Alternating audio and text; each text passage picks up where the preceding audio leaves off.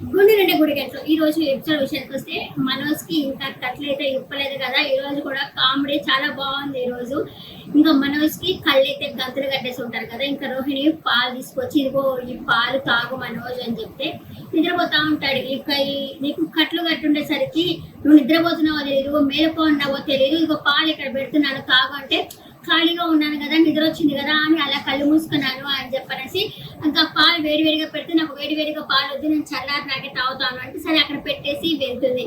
ఇంకా అతను నిద్రపోవచ్చు అని చెప్పి అలా న్యాప్ తీస్తాడనమాట. అది లోపల బాలు వచ్చేసి ఆ పాలు అయితే తాగేసి ఇంకా మనోజ్ తాగినట్టు ఉండాలి కదా అనేసి తన మీసాలకైతే పాలు తాగినట్టు పెట్టేసి వెళ్ళిపోతాడు. ఇంకా మనోజ్ లేచి చూసుకొని పాలు తాగేసానా, పాలు లేవా అనేసి తాగుతాడు. పాలు ఉండవు, అయ్యో పాలు తాగలేదంటే రోహిణి వచ్చి పాలు తాగేసారా అంటే తాగేస్తున్నారు కదా అని చెప్పి అడుగుతుంది. నేను తాగలేదు రోహిణి అంటే మరి మీ మీసాలకు ఉన్నాయి కదా అంటే కరువు చూసుకొని ఉన్నాయా, నేను తాగలేదు అని చెప్పి అంటాడు. ఇంకా వాళ్ళ అమ్మ కూడా వస్తుంది అక్కడికి వచ్చేసి ఏరా పాలు తాగేసావా అంటే నేను తాగలేదమ్మా అని చెప్పంటే రోహిణి ఏం లేదండి తాగేశాడు అని చెప్పేసి చెప్తుంది. ఇంకా లేచి అమ్మ నేను నిన్న అక్కడ చూడకుండానే ఉండలేకపోయేవాడినమ్మా, ఇప్పుడు చూడమ్మా 24 గంటల నుంచి నేను చూడకుండా ఉన్నానమ్మా అని చెప్పేసి చెప్తాడు మనోజు.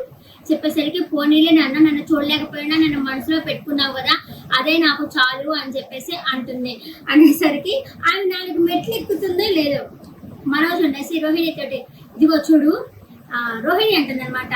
అంటే మీ అమ్మని చూడలేకపోతున్నావా, నన్ను నీకు గుర్తుకు రావట్లేదా అంటే నువ్వు నా లక్కీ చాము, నేను మా అమ్మని ఏదో ఊరికి 4 మాటలు అనేస్తే కాము అయిపోతుందిలే అందుకే అని చెప్పాను నేను. ఎందుకంటే ఉదయం కూర్చుంటా ఉంటే చైర్ లాగేశాను, కోప్పడి ఉంటుంది.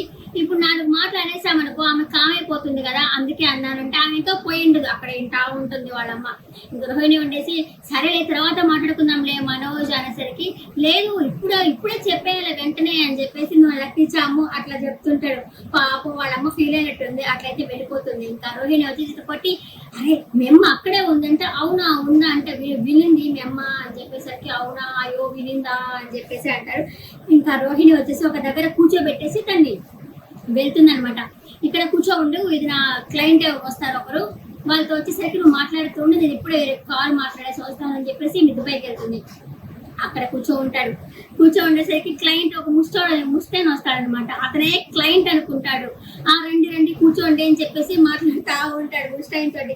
అందులోపల అక్కడికి మీనా వస్తుంది. మీనా వచ్చి ఎవరు మీరు లేయండి ఇక్కడ నుంచి అంటే అదేంటి రోహిణి, తను రోహిణి క్లయింట్ ఏంది లేమని చెప్తున్నావు అనేసి మనోజ్ అంటాడు. ఇంకా వాళ్ళ అత్తయ్యని పిలుస్తుంది. వాళ్ళ తెచ్చి లేరా అంటే ఆ క్లయింట్ అమ్మా ఎందుకు లేవమని చెప్తున్నావు అమ్మా అని చెప్పనంటే ఆయన ముస్టైన్ రా, ఆయన వచ్చేసి ఏం వ్యాపారం చేస్తున్నావు అంటే పెట్టుబడి లేని వ్యాపారం అనేసరికి అమ్మ నేను చేస్తానమ్మా ఈ వ్యాపారం అనేసరికి చేద్దులేదా నీకు అలవాటు ఉన్నదే కదా అని చెప్పేసి మాట్లాడుతుంది. తీరా చూస్తే ముస్టైన్ ఇది మనం వినోదం సినిమాలో ఉంటుంది, మీరు చూసే ఉంటారు పాత సినిమా శ్రీకాంత్ ఉంది సినిమా వినోదం. అలాగే ఆయన కళ్ళకి గంతులు కట్టేసి ఉంటే ముస్టాం వచ్చినా దొంగ వచ్చినా సరే మాట్లాడుతూ ఉంటాడు. బ్రహ్మానందం కూడా దొంగగా వస్తాడు, బాగుంటుంది ఆ సినిమా కూడా. ఆ సినిమాలో ఎలా ఉందో అలాగే ఉంది, సేమ్ టు సేమ్, కొంచెం కొన్ని మాటలు. ఎందుకంటే కళ్ళకి గంతులు పెట్టేసరికి ఇంకా తర్వాత వచ్చేసి ఇంకా బాలు కూడా వచ్చేసి ఇతను బాగా ఆడుకుంటాడు. బాలు వచ్చేసరికి దేవుడికి దండం పెట్టుకో అన్న దగ్గర కానీ అటు తిరిగి దేవుడు ఇటు పక్క ఉంటే అటు తిరిగి దండం పెట్టిస్తాడు. హారతి ఉంటే హారతి అద్దుకో అని చెప్పారంటే వద్దు చేయగలుగుతుంది కాల్చుకోబాక అంటే నువ్వేం చెప్పినా జరుగుతుంది అని చెప్పేసి మనోజ్ అంటాడు. మీనా వచ్చి దేవుడి కదా ఉండేది అంటే తీర మాటకి దేవుడు పారిపోతాడు అని చెప్పేసి దేవుడా ఓ మంచి దేవుడా అని చెప్పేసి నేను ఎవరికి అన్యాయం చేయలేదే, ఎవరి దగ్గర ఒక పైసా ఆశించలేదే అంటే అక్కడి నుంచి బాలు రే అలా అనొద్దురా అంటే సరే ఇంకా ఎట్ట మొత్తానికి దేవుడికి దండం పెట్టుకుంటాడు. ఇంకా బాలు వచ్చేసి ఆవిడకి ఫోన్ చేస్తారు, కట్లిప్పాలి కదా. ఆవిడకి ఫోన్ చేసేసరికి వచ్చి ఆవిడైతే కట్లిప్పేస్తుంది. విప్పడా అంటే విప్పడా డబుల్ మీనింగ్ వచ్చింది కొంచెము. సరే కట్లిప్పేసి ఆవిడైతే వెళ్ళిపోతుంది అనమాట. మొత్తానికి మనోజ్కి చూపు అయితే వచ్చేస్తుంది. ఎట్టకేళ్ళకి చిన్న చెప్పుకునే దానికన్నా మొత్తానికి ఆయనకి చూపు అయితే వచ్చేస్తుంది. ఇంకా శృతి వాళ్ళ అమ్మ అయితే వస్తుంది, వచ్చేసి నా కూతురు రెస్టారెంట్ లో సర్వెంట్ గా పనిచేస్తా ఉంది అనుకుంటా వస్తుంది. అప్పటికి బాలు వచ్చేస్తారు, నువ్వు వస్తున్నావు అంటేనే గొడవ అనుకుంటా బాలు వస్తారు. ఆమె కూడా చాలా పొగరుగా మాట్లాడుతూ ఉంది, డబ్బు ఉందని అహంకారం ఉన్నట్టుంది ఆమెకి. ఆమె చాలా పొగరుగా వచ్చి చెక్కు తీసి ఇదిగో ఈ చెక్కు బ్లాంక్ చెక్ ఇది ఎంత కావాలంటే అంత రాసుకోండి అనేసరికి ఇలా బాలు నాన్న కూడా కోపం వస్తుంది. ఇంకేం లేదు ప్రభావతికి డబ్బు అని అంటుంది కానీ వీళ్ళ కోపం వస్తా వాళ్ళ నాన్నకి బాలుకి మీనాకి అందరికి కోపం వస్తా ఉంటుంది. ఇంకా ఈ అమ్మాయి కూడా చెప్తుంది అనమాట, రోహిణి కూడా చెప్తుంది, అదేం లేదు మా మామ ఎప్పుడు మా డబ్బులను అడగడు అని చెప్పేసరికి మా అమ్మాయి సంపాదిస్తే మీరు కూర్చొని తిందాం అనుకుంటున్నారా అన్నట్టే మాట్లాడుతుంది ఆవిడ. మేమేమి అడగడం లేదు అని చెప్పి వీళ్ళైతే అంటారు. వాళ్ళు కూడా అంత మంచి పేర్లే పెడతారు. ఇదే ఈ రోజు జరిగిన ఎపిసోడ్. ఈ రోజు ఎపిసోడ్ పట్ల మీ అభిప్రాయాన్ని ఎలా ఉందో కమెంట్ సెక్షన్ లో కమెంట్ చేయండి.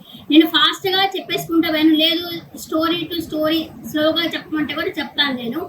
నేను చూసుంటారు కదా అందరూ, మార్నింగ్ లేట్ అయిపోయింది కదా, 12 అయిపోయింది, చూసేసి ఉంటారని ఫాస్ట్ గా లాగేసుకుంటా పోయాను. ఈ రోజు ఎపిసోడ్ పట్ల మీ అభిప్రాయాన్ని కమెంట్ సెక్షన్ లో కమెంట్ చేయండి.